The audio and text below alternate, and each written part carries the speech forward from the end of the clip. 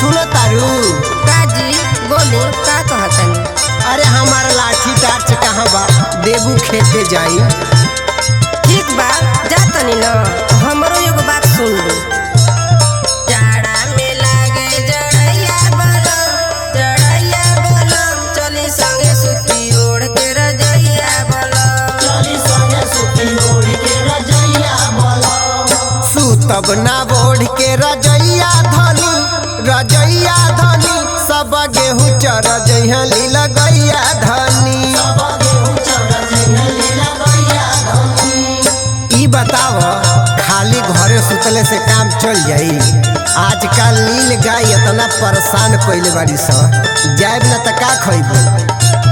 खेतवा में ई साढ़वा चरी चरी जाए, खेतवा में ई साढ़वा चरी चरी जाए। रउआ सुते निकली खेत खरिहानी, एने जोगावल कठुआ ता जवानी।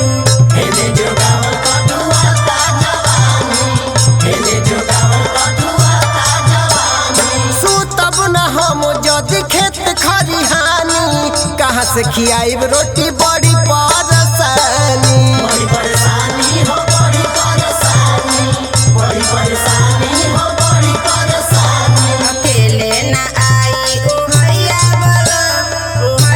बलम, चली संगे सुती ओढ़ के रजैया बलम। चली संगे सुती ओढ़ के रजैया बलम। सुतब ना ओढ़ के रजैया धनी, रजैया धनी सब गेहूँ चर जइहा लीला गैया धनी। होने गेहूँ चर जइहा लीला गैया धनी। सब गेहूं चर जइहा लीला गैया धनी, ओने गेहूं चर जइहा लीला गैया धनी।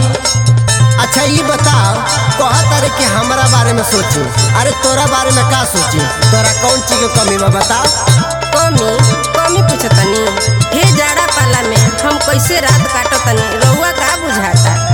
बतिया बना के जनी करिया न तानी, रउआ न बुझाला जाड़ा कैसे सहतानी। कैसे सहतानी हो कैसे सहतानी, कैसे सहतानी हो कैसे सहतानी। मेहनत से बड़ा जोतले बोवले बानी, ए धनी लागल बा बड़ा खाद पानी। बड़ा खाद पानी हो बड़ा खाद पानी, बड़ा खाद पानी हो बड़ा खाद पानी। उडू ना बनी निरदैया बलम, चली संगे सुती ओढ़ के रजैया बलम। चली संगे सुती ओढ़ के रजैया बलम। सुतब ना ओढ़ के रजैया धनी, रजैया धनी सब गेहूँ चर जइहा लीला गैया धनी। होने गेहूँ चर जइहा लीला गैया धनी। ओने गेहूं चर जइहा लीला गैया धनी, ओने गेहूं चर जइहा लीला गैया धनी। सब गेहूँ चर जइहा लीला गैया धनी। चली संगे सुती ओढ़ के रजैया बलम। सब गेहूँ चर जइहा लीला गैया धनी। तो ठीक है बा, हम अपना नैहर जातन।